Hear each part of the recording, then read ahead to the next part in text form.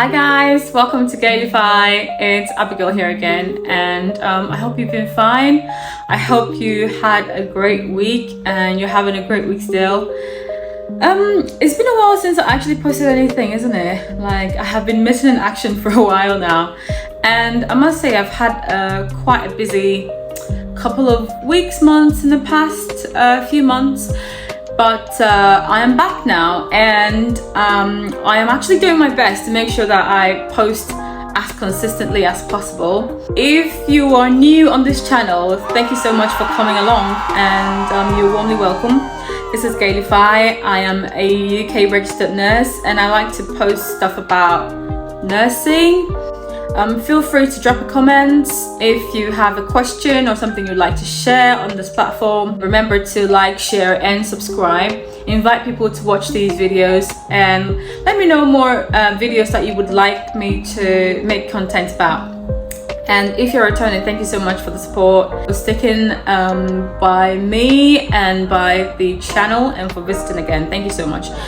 So today I'm going to talk about fear at the workplace.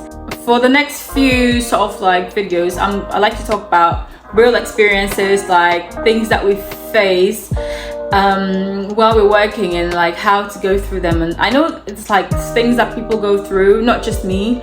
Fear is a very powerful emotion. It's a very powerful feeling. It has the ability to cripple, you out of the best that you can do. So let's get into the discussion about fear. Now, we're just gonna get a bit academic here. As per the Oxford Dictionary, it is an unpleasant emotion experienced as a result of a perceived threat or danger. So the thing is not like real. The thing that you are scared of, or the thing that is causing fear, it hasn't happened yet, but it is the thought of that happening, that it's a perceived threat or a perceived danger, and like the emotions that accompany that. And when I say fear, especially in the context that I'm talking about fears that prevent us from being the best that we can be at our workplaces. And this is not just limited to nurses. I believe that this can be applied to like even outside the workplace. So first of all, I'm going to talk about like the fear of generally having people judge what you think. So it could be that you're in a team meeting, or you're in a discussion, or like there's something going on and you have like a really funny thing to say, or you really have something very important to say, or you have something generally to just add to what people are contributing. But then you're thinking that the moment you say this thing, people are not going to find it funny, people are going to find it controversial, or that people are going to wonder what's wrong with you for saying that. People are going to judge what you're saying. But the truth of the matter is, most of the time people are not even thinking about that, because I've had situations where I overthink in my head, and then like I finally decide, okay, fine, I'm going to say it. And then you say it, and some people really get it, and sometimes people don't get it. But then that's it. It doesn't go anywhere. People don't keep it in their heads. So for something that your team really needs, you have to like overcome that fear and mention it, because if you don't, a decision may be made that will affect your work. It's just you fighting for yourself and fighting for your life really at work. Consider how you think about people's opinions in a meeting. You consider them as like, it's what the person thinks, and it might not make sense to you. Then is what the person thinks, and you take it as that, like this is what the person thinks and they're entitled to their opinion.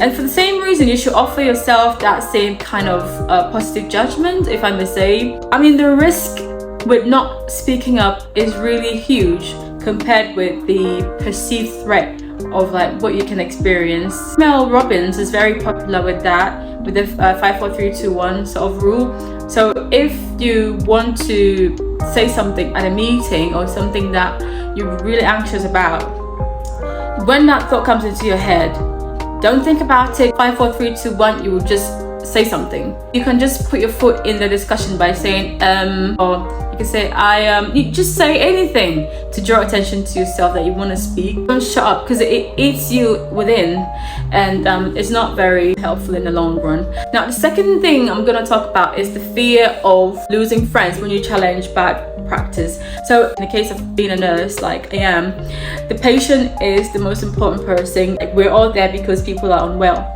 So if someone is doing something that is going to cause harm to your patient, you owe everything to the patient to challenge that behavior. But of course, how you tell someone not to do something really matters. Don't intervene or correct people in a way that makes them feel stupid about themselves, but approach it in a way that sort of you're trying to call them to attention that, oh, they're doing a good thing, but can they not do this because of this reason? And if you approach it in that way, I believe that patients is going to be fine, your colleagues are going to be fine as well. In the end, even though you may lose 1 or 2 people, but the correct people are going to stand by you and going to defend you because you're doing the right thing, and the patient is going to be happy and you are going to be very satisfied with yourself. But I think there is statistics that said you would have 10% of people that will I don't really think I've got the percentages correct, but 10% of people will like absolutely hate you for no reason, whether you do the right thing or not. 10 people are going to be for you, whether you're doing the worst thing possible or not. And like the 80% in the middle, depends on what you're doing, they're gonna either like you or not.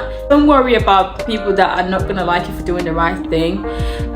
In the end, it's going to work out in your favor. But absolutely remember, as I mentioned before, remember to do it in the right way. Correct people in a very humane way, putting yourself in their shoes about how you would want to be corrected if you were doing something wrong.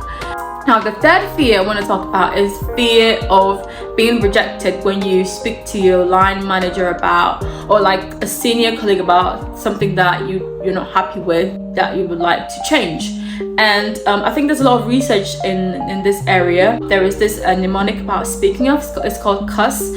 So C is for concern. So when someone does something to you that you're not happy with, the first thing is to express concern about how so-and-so spoke to you, or how this particular situation was handled, or you're not happy with how some systems are in place, or like you're concerned about something, or like anything that you need, like your shift pattern is not the best. Now the U is uncomfortable. So if your concern was not listened to, the next time you're speaking, you speak with a bit more assertion in your language. So you go like, I'm uncomfortable with this situation. So you've moved from concern, you're now like uncomfortable, it's affecting you.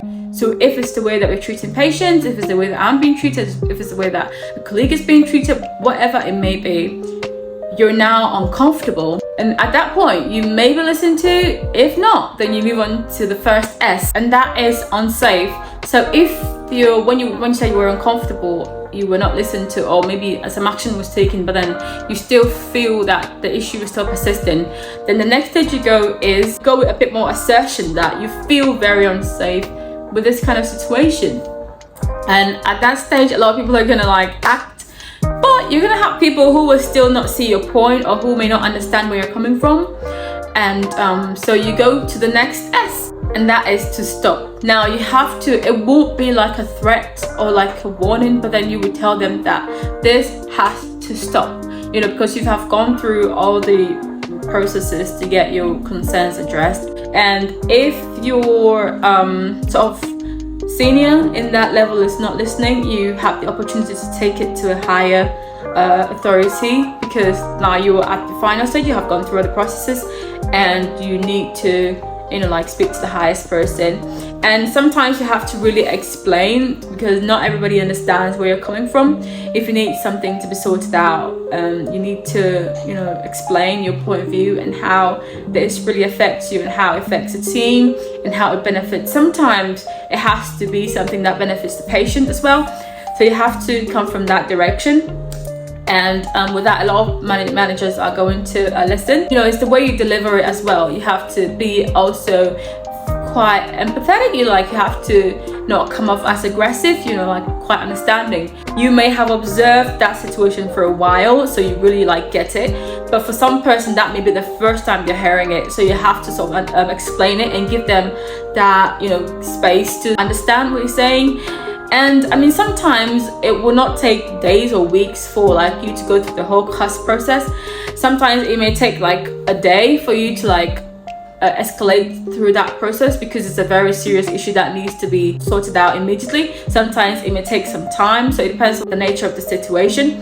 And sometimes you may not go through them in a systematic way. You may sort of jumble them up, but it's best to go through that stage. Sometimes it just helps to stop something immediately, and it all comes with a lot of confidence and courage, because you need to believe in yourself that you have the right to have issues that worry you or that are concerning to you be addressed.